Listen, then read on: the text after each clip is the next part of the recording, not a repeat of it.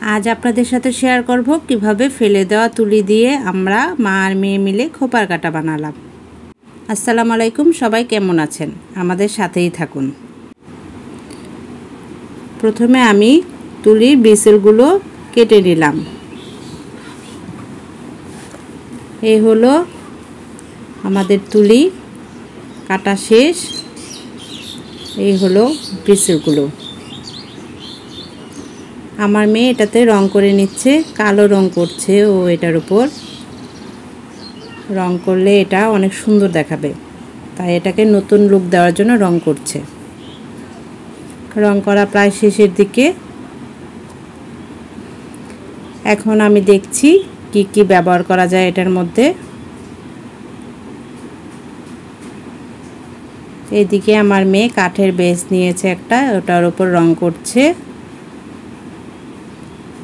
এটা একটা পাতাটা ও সবুজ রং করছে। এই যে কাঠের বেসটা শুকাতে দিয়েছে তুলিটা,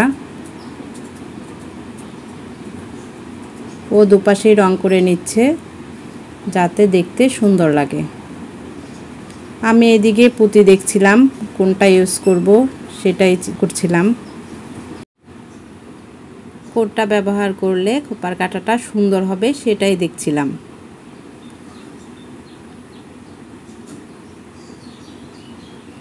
এখানে আমাদের বেসের রং চলছিল, প্রায় শেষ।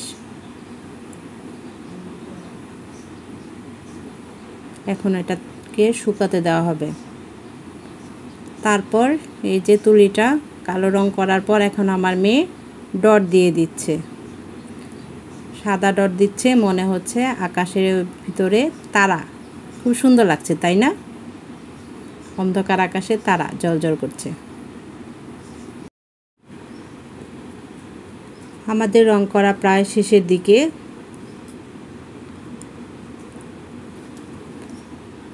এখন কাঠের বেসটার উপর আমার মেয়ে সুতা গেঁথে নিচ্ছিল।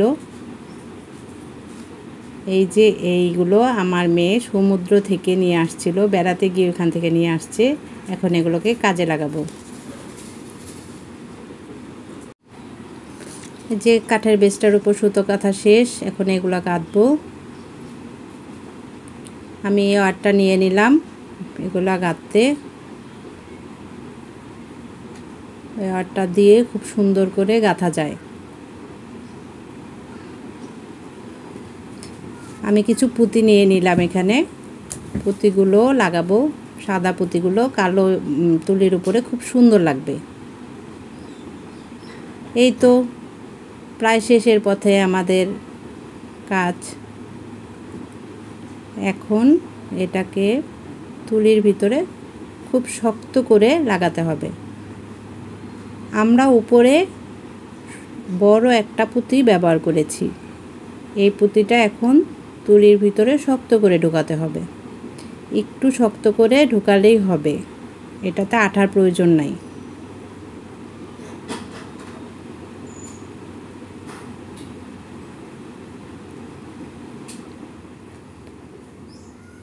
এই তো লাগানো শেষ। এখন বাড়তি সুতাটা আমরা কেটে ফেলব।